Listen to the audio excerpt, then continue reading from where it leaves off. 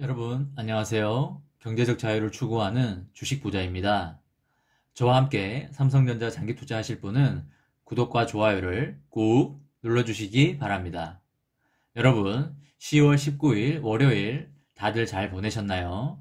월요병 안 걸리시고 다들 열심히 일하셨길 바랍니다. 오늘 삼전후는 장 초반에 53,500원까지 올랐다가 53,000원에 마감하였네요. 53,000원 선을 며칠째 유지하고 있는 것 같습니다. 조만간 7만원 가니까 소액 투자자는 망설이지 마시고 매수하시기 바랍니다. 좀 떨어진다고 걱정 안 하셔도 될 만큼 삼성전자는 그렇게 약한 기업이 아닙니다. 저도 소액은 그냥 매수하고 있으니 안심하고 매수하셔도 된다는 말씀을 드립니다. 어차피 내년 상반기까지 7만원까지는 오르게 되어 있습니다.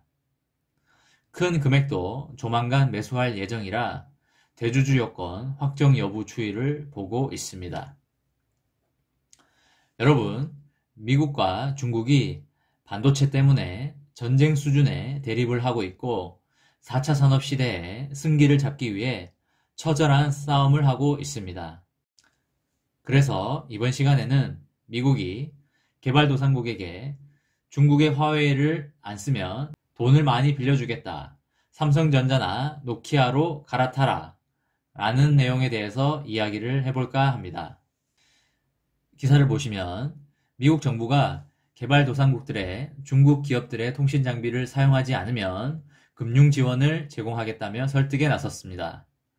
월스트리트 저널에 따르면 미 국제개발처의 보니 글릭 차장은 중국 대신 민주국가의 기업들에서 만든 하드웨어를 구매하는 나라들에게 총 수십억 달러 규모의 대출 등의 자금 조달을 제공할 준비가 되어 있다고 밝혔습니다.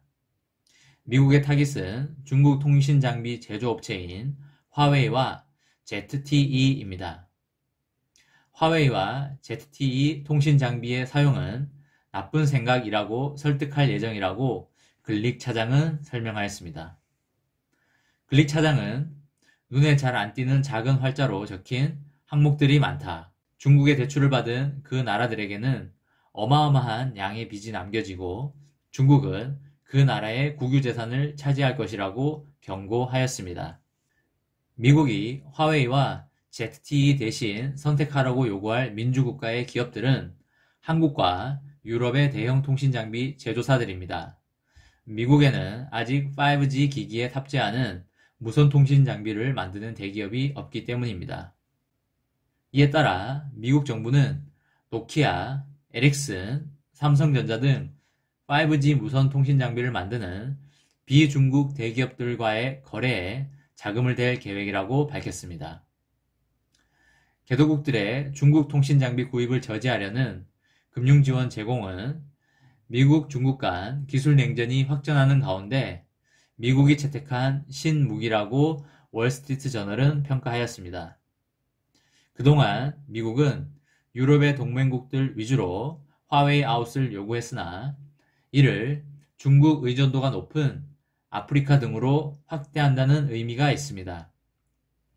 시장조사업체 델오로 그룹에 따르면 아프리카와 중동에서 화웨이와 ZTE의 시장 점유율은 50%에서 60%에 이른다고 합니다.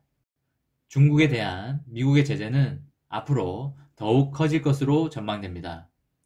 4차 산업혁명 시대에 반도체와 5G 시장에 패권을 두고 절대 지지 않을 거라는 미국의 단호한 의지가 느껴집니다.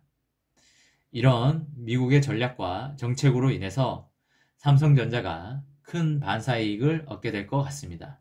아프리카와 중동에서까지 삼성전자의 시장 점유율을 높일 경우 역대급 성장도 가능해 보입니다. 반도체 시장과 5G 시장에서 삼성전자의 멋진 대활약을 기대합니다. 저와 함께 삼성전자 장기 투자하실 분들은 구독과 좋아요를 꾹 눌러주시기 바랍니다.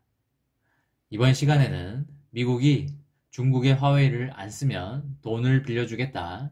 삼성전자로 갈아타라. 라는 내용으로 이야기해 보았습니다. 긴 시간 시청해 주셔서 감사합니다.